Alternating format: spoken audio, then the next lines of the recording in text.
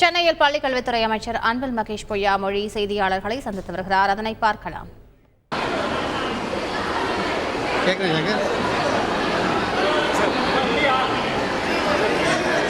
இரண்டு அரசு பள்ளிகளில் நடந்த நிகழ்ச்சியில் அனுமதி கொடுத்தது யார்? இதுவரை நடந்த விசாரணையில் தகவல்கள். பொதுவாக இது போன்ற ஒரு நிகழ்வுகள் நடைபெறும் பொழுது அந்த நிகழ்வுகள் சார்பாக நம்முடைய உயர் அதிகாரிகள் மூலமாக, குறிப்பாக நம்முடைய இயக்குனர் தலைமையில் ஒரு என்கொயரி போடுறது நம்ம வழக்கம். நம்ம அந்த என்கொயரி மூலமாக இமிடியேட்டாக அதற்கு காரணமானவர் யார் என்பது, ஏன்னா எழுத்துப்பூர்வமாக நடந்தது என்ன என்பதை முழுமையாக நாங்கள் தெரிந்து கொண்டு வித்தின் 3 to 4 டேஸ்க்குள்ளார காரணகர்த்தாவாக இருப்பது யாராக இருந்தாலும் எந்த தயவுதாட்சியும் இல்லாமல் அவர்கள் மீது முழுமையான நடவடிக்கை துறை ரீதியாக அது நாங்கள் நடக்கப் போகிறது. அதனால தான் இன்றைக்கு எந்த இடத்துல எங்களுடைய பிள்ளைகளுக்கு தவறான கருத்துக்கள் பதியப்பட்டிருக்கின்றதோ அதே இடத்தில் நாங்கள் முற்போக்கு சிந்தனையை கொண்டு நம்முடைய ஒரு தலைமை ஆசிரியராக 30 ஆண்டு காலம் பணியாற்றியவரை கொண்டு நம்முடைய பிள்ளைகளுக்கு எது தேவை என்பதை எடுத்து சொல்லுகின்ற விதமாக இன்றைக்கு கல்வி மட்டுமே சமத்துவம் வளர்ச்சி மிகப்பெரிய ஆயுதம் என்கின்ற இந்த கருத்தை நாங்கள் வைத்திருக்கின்றோம். இது ஒரு புறம். தவறுக்கு யார் காரணமாக இருந்தாலும் சரி, ஏற்கனவே தெரியும் கடந்த காலங்களில் நடந்த பிரச்சனைகள், குறிப்பாக இந்த ஒரு சில பத்திரிகைகளை வாங்குகிறார்கள் என்கின்ற பிரச்சனை வந்தபொழுது உடனடியாக அதற்கான துறை ரீதியாக அவங்க ஆக்ஷன் எடுத்தோம். அந்த சிஓ யார் காரணமோ இமீடியட்டாக அதுக்கு ஆக்ஷன் எடுத்தோம். தவறு என்பது அவங்க தெரிஞ்சு செய்கிறாங்க தெரியாமல் செய்கிறாங்க கிடையாது. அதுக்கான இம்பேக்ட் சமுதாயத்திலையும் பிள்ளைகள் மேலேயும் விழுதும்போது அதுக்கு காரணகர்த்தா யாராக இருந்தாலும் சரி அவர்கள் மீது உரிய நடவடிக்கை எடுக்கப்படும். இந்த நிகழ்வும் அது போன்ற நிகழ்வு தான். நீங்கள் சொன்னது போல், சங்கர் சொன்னது போல் வித்தின் 3 to 4 டேஸில் அந்த உரிய நடவடிக்கை கண்டிப்பாக அவர்கள் மீது நீங்கள் சொல்கிற மாதிரி எடுத்தோன்ட்டு இல்லாமல் யார் தவறு செய்திருக்கார்கள், அடிப்படை காரணம் இந்த நிகழ்வுக்கு யார் அதுக்கு பொறுப்பாக இருந்தார்கள் என்று உணர்ந்து உடனடியாக அவர்கள் மீது உரிய தண்டனை கண்டிப்பாக வழங்கப்படும். அதான் இப்போ நீங்கள் சொல்கிற மாதிரி தான் இந்த தீவிர விசாரிக்கும் பொழுது தான் யார் காரணம், இது புதிதாக கொண்டு உருவாக்கப்பட்ட எஸ்எம்சி மூலமாக காரணமாக, இல்லை இங்கே இருக்கின்ற தலைமை ஆசிரியர் மூலமாக காரணமாக, அல்லது எங்களுடைய உயர் அதிகாரியுடைய கவனத்துக்கு கொண்டு சென்று தான் நாங்கள் செஞ்சோம் அப்படிங்கிற காரணமாக என்பதான் எழுத்துப்பூர்வமாக பெறப்பட்டு நான் சொன்ன மாதிரி இன்னும் 2 நாள் 3 நாள் பொறுத்துக் கொள்ளுங்கள். அதுக்கான உரிய ஆக்ஷன் கண்டிப்பாக எடுக்கும். ஜென்ரலி இப்போ நம்ம ஓரளவுக்கு அனுபவம் இருக்கிறவங்களுக்கே தெரியும் இப்படிப்பட்டவங்களை கூப்பிடலாமா கூப்பிடக்கூடாது அப்படிங்கும்போது ஒரு அனுபவம் வாய்ந்த தலைமை ஆசிரியர்களுக்கு இதில் எப்படி தெரியாமல் பொதுவாக நம்ம அசோக் நகர்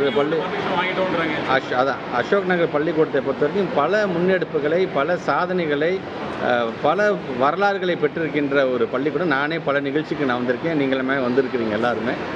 அதையும் தாண்டி இப்படிப்பட்ட ஒரு நிகழ்வு நடைபெற்றிருக்கிறது என்பது வேதனைக்குரியது என்பதை சொல்வதை காட்டிலும் இது கண்டிக்கக்கூடியதாக, ஒரு கண்டனத்திற்குரியதாகத்தான் ஒரு அமைச்சராக நான் என்னுடைய கருத்தை பதிவு செய்கின்றேன்.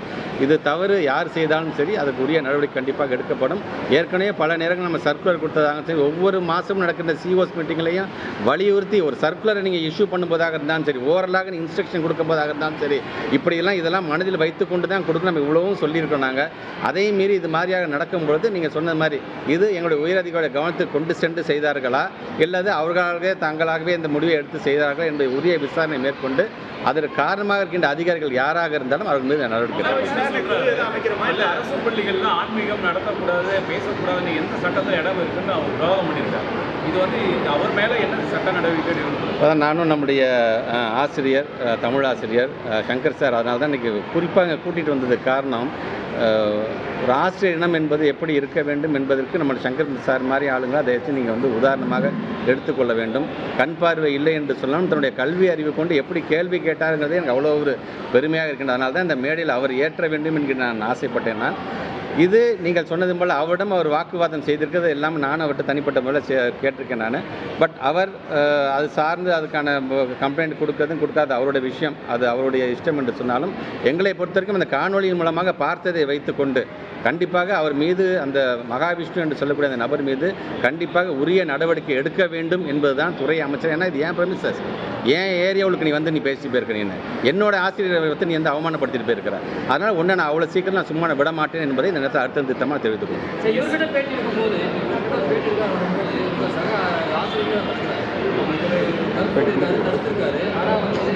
இல்லை வேணாம், அது நிர்வாக ரீதியாக ஆசிரியர் வந்து பேட்டி கொடுக்கக்கூடாது அப்படிங்கிற ஒரு விதி இருக்குது. பட் எதுவாக இருந்தாலும் நான் அவருடன் அமர்ந்து பேசும்போது கூட நானும் அவருடன் நான் சிலது நீங்கள் துணிஞ்சு பண்ணுங்கள், நாங்கள் நிற்கிறோம் ஏன்னு சொன்னோம்.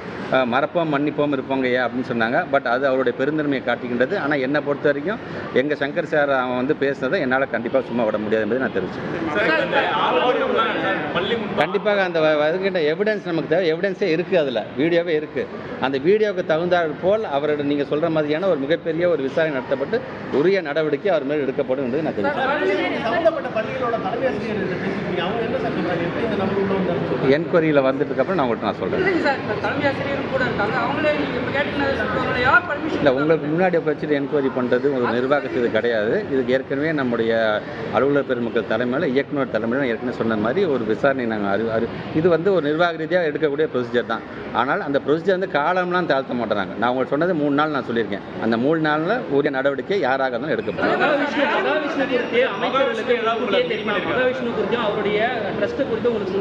இல்லை, நீங்கள் வந்து இந்த ஃபோட்டோ வச்சுட்டு கேட்குறீங்க. அது எல்லா அமைச்சரையும் பார்க்குறாரு. எனக்கு விசிட்டர்ஸ்ன்னு பார்த்தீங்கன்னா ஒரு நாளைக்கு 100 பேர் பார்க்குறேன். ஆளுக்கு வந்து ஃபோட்டோ எடுத்துகிட்டு போகிறாங்க.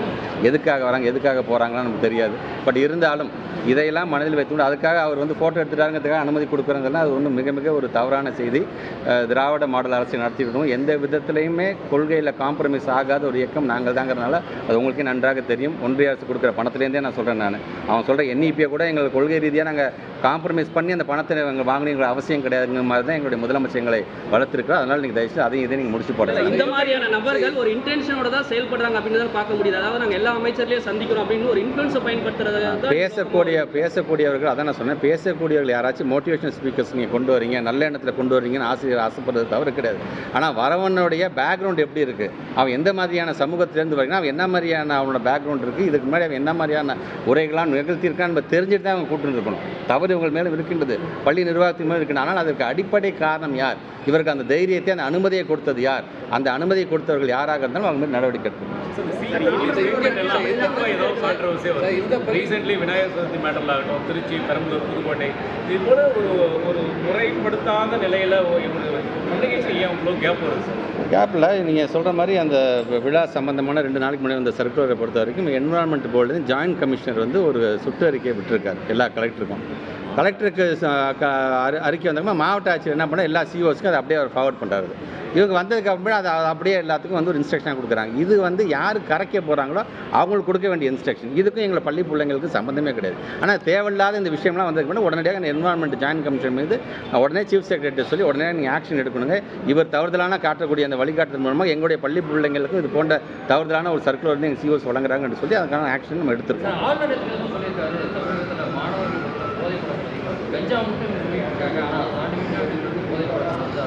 நேற்று கூட பத்திரிகை துறை நம்பர் கேட்கும்போது கூட நான் பதில் சொன்னது தான்.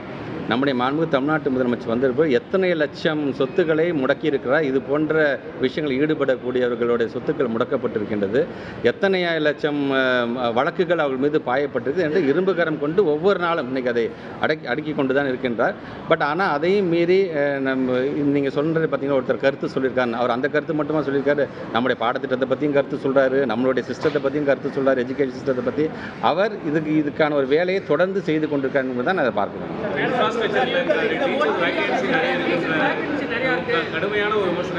இன்ஃப்ராஸ்ட்ரக்சரை பொறுத்த வரைக்கும் சரி, எல்லாரும் இங்கே வந்திருக்கேன். எல்லாருமே ஏதோ அரசு பள்ளியில் படிச்சிருப்பீங்கள்ல, உங்கள் வீட்டில் சொந்தக்காரங்களாம் அரசு பள்ளியில் படிச்சிருப்பாங்களா, எல்லாம் வீணாக போயிட்டாங்களா? அரசு பள்ளியை குறை சொல்வது யாராக இருந்தாலும் ஒரு பள்ளிக்கல்வித்துறை அமைச்சராக கண்டிப்பாக நான் வந்து என்னுடைய கண்டனத்தை நான் கண்டிப்பாக நான் தெரிவிச்சுக்கிறேன். இது வந்து தயவுசெய்து திருப்பி சொல்கிறேன். நீங்கள் மாநில பாடத்திட்டத்தையும் எங்களுடைய அரசு பள்ளியோட பிள்ளைங்களை பற்றி எங்களுடைய பாடத்திட்டத்தை பற்றியும் சொல்வது என்பது எங்களுடைய ஆசிரியர் பெருமக்களும் எங்களுடைய மாணவ செல்வம் நீங்கள் அவமானப்படுத்துவதற்கு சமம். இன்றைக்கு எவ்வளோ பேர் நீங்கள் வந்து இப்போ ISROவில் இருக்கின்ற டேரக்டர்ஸ்லேருந்து சரி, மயில்சாமி ஐயாவாக இருந்தாலும் சரி, இப்படி ஒவ்வொருத்தரும் பார்த்தீங்கன்னா எல்லாருமே நேற்று நான் பேசும்போது சொன்னேன், 40வது சீஃப் ஜஸ்டிஸாக நான் இருக்கிறேன்னு ஒருத்தர் சொல்கிறார். இருக்கிறேன் என்று சொன்னால் நானும் அரசு பள்ளியில் படித்து வந்தவன் தான் சொல்லும்போது இதெல்லாம் எங்களுக்கான பெருமை. இன்றைக்கி என்னை பொறுத்த வரைக்கும் ஏன் பத்திரிகை துறை ஊடகத்துறை சார்ந்திருக்க நண்பர்கள் வாயிலாக கேட்குறேன். நான் எல்லா ஆசிரியர் பெருமக்களும் சரி, ஒவ்வொரு பள்ளிக்கூடத்திலிருந்து நம்முடைய பிள்ளைகள் என்னென்ன சாதனைகள் செய்திருக்கின்றார்கள், எங்கெந்த இடத்துல இன்றைக்கி உயர் பதவியில் இருக்கிறார்கள். யார் யாரும் ரிட்டையர்டான டீச்சர்ஸ் இருந்தாலும் உங்களை பரவாயில்ல, உங்களுடைய பதிவுகளை நீங்கள் கொடுங்க. அப்போ தான் அரசு பள்ளிங்கிறது என்ன செஞ்சிருக்கு, தமிழ்நாட்டில் நாம் எப்படி முன்னேறி கொண்டிருக்கிறோம் என்பதை இந்த மாதிரியான கருத்துக்களை யார் வைக்கிறார்களோ, துறை சார்ந்து நாங்கள் வச்சா கூட நீங்கள் அதை அரசியல் நீங்கள் சொல்லிடுங்க. நீங்கள் அதெல்லாம் கடந்து ஒவ்வொரு ஆசிரியர் பெருமக்களுடைய வேண்டுகோளாக நீங்கள் உங்களுடைய பதிவுகளை நீங்கள் கொண்டு வாங்க. நீங்கள் பதிவுகளை கொண்டு வரும்போது தான் ஒட்டுமொத்தமாக நம்முடைய மக்களுக்கு, பொதுமக்களுக்கும் இன்னும் நம் மீது ஒரு நம்பிக்கை வரும். இது போன்ற கருத்துக்கள் வைப்பவர் யாராக இருந்தாலும் அவருக்கு பதிலடியாக இருக்குமே தெரியும். கண்டிப்பாக அளிக்கப்படும்.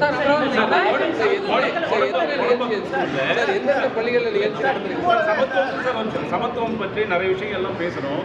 கோடம்பாக்கம் கவர்மெண்ட் ஸ்கூலில் டீச்சர்ஸ் எல்லாருமே HM உள்ளே போகும்போது செப்பல்லாம் வெளியில் கழட்டி விட்டுட்டு உள்ளே போகணும். இந்த பிக்சர்ஸ்லாம் இன்றைக்கி அனுப்பியிருக்காங்க. ஸோ இது எந்த வகையில் ஆசிரியர்கள் அடக்குமுறை பண்ணுறது, நான் பார்க்குறேன், நான் அனுமதிக்கிறது எப்படி ஏற்றுக்கிறாங்கன்ற ஒரு கேள்வி நான் செக் பண்ணேன். இப்போ நீங்கள் சொல்கிறதுனால தெரியல, நான் விசாரிச்சுட்டு தான் முடியும். இல்லைங்க, அந்த மாதிரிலாம் இல்லைங்க. வந்து ஃபோட்டோ எடுத்தார், கொடுத்துருக்காரு, பார்த்தேன். நான் அந்த ஃபோட்டோவை வச்சு தான் அவர் கேள்வியும் கேட்டார். அதுக்கு நான் பதில் சொல்லிட்டேன். நான் என்ன மட்டும் இல்லை, பல அமைச்சர்களை பல அமைச்சர்களை பார்க்குறாரு. அதில் வள்ளலார் சம்பந்தமான பாடப்புத்தகத்தை கொண்டு, வள்ளலார் ஒன்றும் கெட்டவரெலாம் கிடையாது, இந்த மாதிரிலாம் வரணும்னு சொல்லியிருக்காங்க. தவிர அது அப்படியே நம்ம வாங்கி நம்ம துறை ரீதியாக கொடுத்துருவோமே தவிர, துறை எங்களுக்கு என்ன அறிவுரை சொல்லுது, எங்களுடைய அலுவலர்கள் SCRT சார்ந்திருக்கின்றவர்கள் கண்டென்ட்டை பேஸ் பண்ணி தான் அதெல்லாம் கொண்டு வர முடியுமா, இதுக்கும் அதற்கும் சம்பந்தம் இல்லை.